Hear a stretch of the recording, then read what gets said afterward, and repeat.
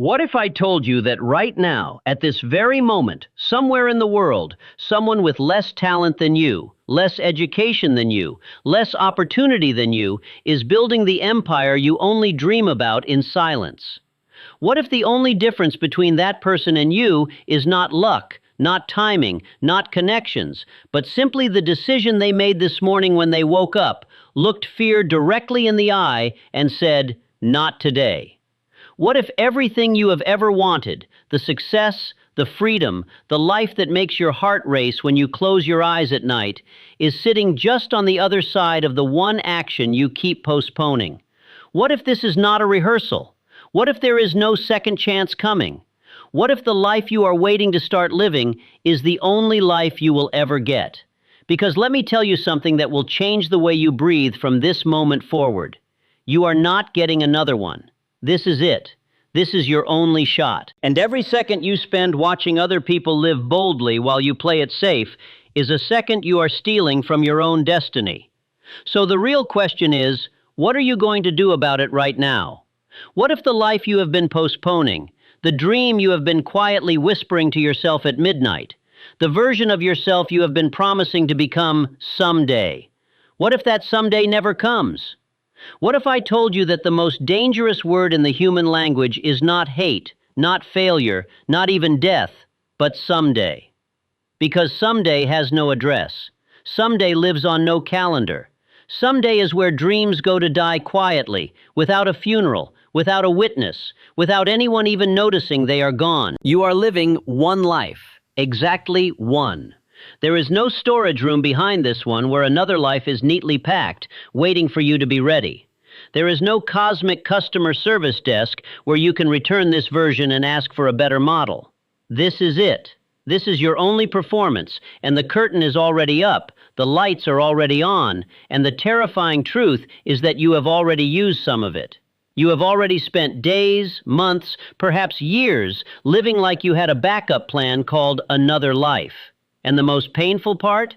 Most people will never realize this until it is far too late to change it. Think about every single morning you woke up and told yourself, "I will start tomorrow." Think about every idea that lit a fire inside your chest, and then you allowed fear, doubt, and the opinions of ordinary people to pour cold water on that fire until nothing was left but cold ash. Think about the business you never started, the book you never wrote, the conversation you never had, the risk you never took, because you were waiting for the perfect moment, the perfect condition, the perfect version of yourself to arrive. Here is what nobody tells you about perfect moments. They do not exist. They have never existed. The people who change the world, who build empires, who live lives that make others stop and stare in wonder, they did not wait for perfect. They were terrified, unprepared, uncertain, and sometimes completely broke in every sense of the word. And they moved anyway. They acted anyway. They decided anyway. Because here is the brutal, beautiful, life-altering truth. Action is the only language the universe understands. Not intention, not planning, not positive thinking alone. Action. Raw, imperfect, courageous, sometimes desperate action taken in the direction of what you desire most deeply. There is something that lives inside every human being, a force so powerful, so unstoppable, so electrifying, that when it is properly directed, it becomes the single greatest weapon a person can possess.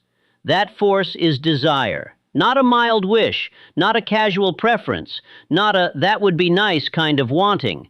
I am talking about a burning, consuming, obsessive desire, the kind that keeps you awake at night, not from anxiety, but from pure, raw excitement about what you are building, what you are becoming, what you are about to unleash upon the world. When your desire becomes that intense, something extraordinary happens in the architecture of your mind. Your brain stops looking for reasons why something cannot be done and begins, almost automatically, searching for every possible way it can be done. Obstacles that once seemed like walls begin to reveal themselves as doors. Problems that once paralyzed you become puzzles that excite you. The same circumstances that defeat ordinary men and women become the very fuel that drives extraordinary ones forward. But, and this is where most people fall completely and tragically apart, desire alone is not enough. A beautiful desire locked inside a mind that is contaminated with doubt is like putting premium fuel into a car with no engine. It looks impressive, it smells promising, but it goes absolutely nowhere. You must make a decision, a real decision, not the kind where you say the words with your mouth while your heart quietly whispers, "But what if it doesn't work?"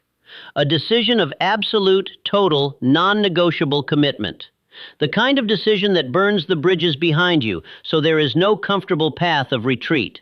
The kind of decision that your entire nervous system feels, where something shifts in your spine, where you stand differently, breathe differently, where the person who walks away from that decision is measurably not the same person who walked toward it. The moment you make that kind of decision, the entire game changes.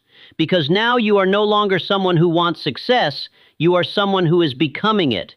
And those are two completely different human beings living two completely different lives. Now let us talk about the thing that is silently, invisibly, relentlessly stealing your life from you every single day. And it is not your circumstances. It is not your background. It is not the economy, not the government, not your family, not your education, not the city you were born in, or the opportunities you never received. The thing that is robbing you blind, emptying your potential like a slow but persistent leak, is fear. Fear is the greatest thief in human history. It has stolen more dreams than any disaster, more success than any recession, more joy than any tragedy.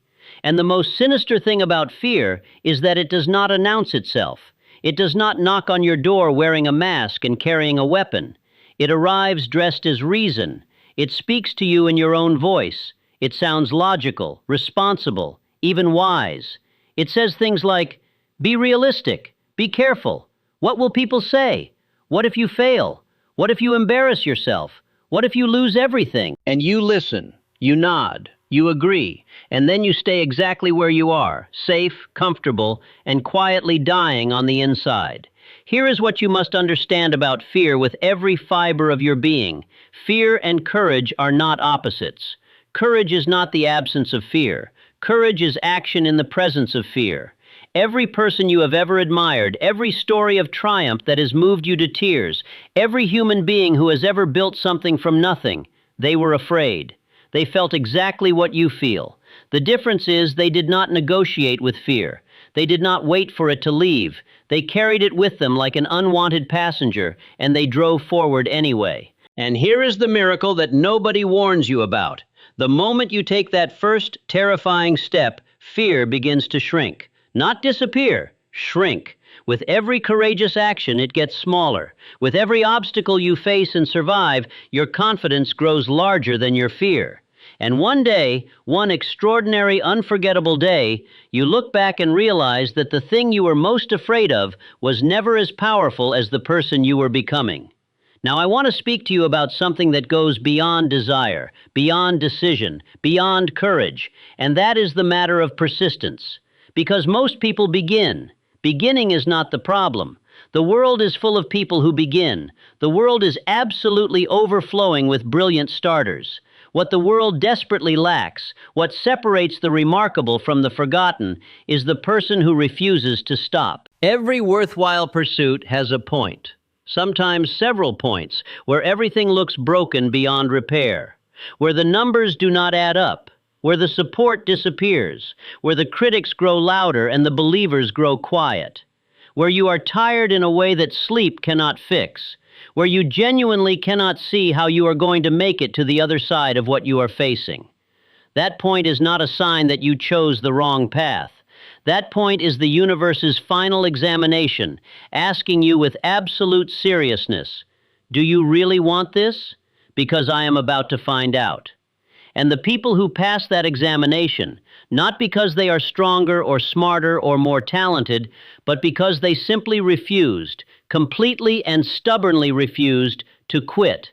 Those are the people who receive everything they were fighting for. Persistence is not glamorous. It does not trend on social media. Nobody takes photographs of themselves on the 847th day of grinding in silence with no visible results and no public applause. But persistence is the single most reliable bridge between the life you are living and the life you are capable of living. It is the one quality that cannot be faked, cannot be bought, cannot be borrowed, and cannot be defeated if you choose to keep it. I want you to think about something right now that may change the entire direction of your life if you truly allow it to land in your soul with full weight. There is a graveyard in every city, in every country, on every continent on this earth. And inside those graveyards lie the bodies of people who carried with them to their final resting place something that the world desperately needed and never received. Unwritten books that could have changed lives, businesses that could have created thousands of livelihoods, songs that could have healed broken hearts, inventions that could have solved problems that still torture humanity today, conversations that never happened, love that was never expressed, courage that was always planned for tomorrow. But your mind requires one thing above all else. It requires you to feed it with purpose, because your mind does not care about your happiness. It does not automatically work in your favor. Left unattended, it will feast on fear, on doubt, on the insecurities of other people, on the noise of a world that profits from your smallness. You must take control of what enters your mind with the same fierce protectiveness that a parent feels toward a child. You must guard it. You must direct it. You must fill it every single day with thoughts of possibility, thoughts of achievement, thoughts of the person you are choosing to become rather than the person circumstances have suggested you should remain. And when you do this, when you take full, absolute, unapologetic ownership of your mind, something begins to happen in your life that looks, from the outside, like extraordinary luck. Opportunities appear as if from nowhere. The right people arrive at the right moments. Doors open that you did not even know existed. Coincidences multiply in frequency until they are too numerous and too precise to be called coincidences at all. This is not magic. This is not mysticism. This is the most natural, most reliable, most time-tested principle of human achievement ever discovered, that when your mind is aligned with a definite purpose, supported by burning desire, disciplined by daily action, and armored by relentless persistence, the world has no adequate defense against you. You were not created to be ordinary. You are not assembled from billions of years of evolutionary brilliance, placed in this exact moment in history, given the specific combination of experiences, gifts, wounds, and fire that you carry just to pay bills and die quietly. That is not what you are for. That is not the life your soul is crying out for in those honest moments of midnight silence. You were made for significance. You were constructed for contribution. You were designed to solve something, to build something, to become something that adds weight and worth and wonder to this world. And the only force on earth powerful enough to prevent that from happening is the decision you make every morning when you wake up and choose between comfort and destiny. And when you do this, when you take full, absolute, unapologetic ownership of your mind, something begins to happen in your life that looks, from the outside, like extraordinary luck. Opportunities appear as if from nowhere. The right people arrive at the right moments. Doors open that you did not even know existed. Coincidences multiply in frequency until they are too numerous and too precise to be called coincidences at all. This is not magic. This is not mysticism. This is the most natural, most reliable, most time-tested principle of human achievement ever discovered, that when your mind is aligned with a definite purpose, supported by burning desire, disciplined by daily action, and armored by relentless persistence, the world has no adequate defense against you. The graveyard is the richest place on earth, not because of the people in it, but because of everything they took with them when they left. Their unused potential, their unexpressed genius, their dormant greatness that the world never got to experience because they were waiting, always waiting for the right moment, the right permission, the right level of readiness. Do not let them bury your greatness with you. Do not let the richest place on earth become richer because of what you refused to give the world while you had breath in your body and fire in your soul. Your mind is the most powerful instrument that has ever existed on the face of this earth. Not a computer, not a laboratory, not any technology humanity has ever conceived or constructed. Your mind, when properly fed, properly focused, and properly unleashed, is capable of producing results so extraordinary that the people around you will not have vocabulary sophisticated enough to describe what they are witnessing. Stop living like you have another life coming. Stop treating your dreams like rough drafts that you will clean up and submit in some future version of your existence.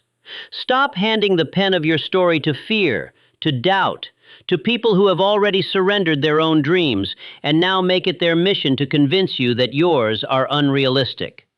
Take the pen back. Write deliberately. Write boldly. Write with the full knowledge that this is the only page, the only chapter, the only story you will ever get to tell, and that the world is waiting, right now, with more patience than you deserve, for you to finally begin living it with everything you have. Because someday is not a day of the week, but today is. The world has been patient, but your time, your irreplaceable, non-renewable, achingly beautiful time, is not waiting for anyone.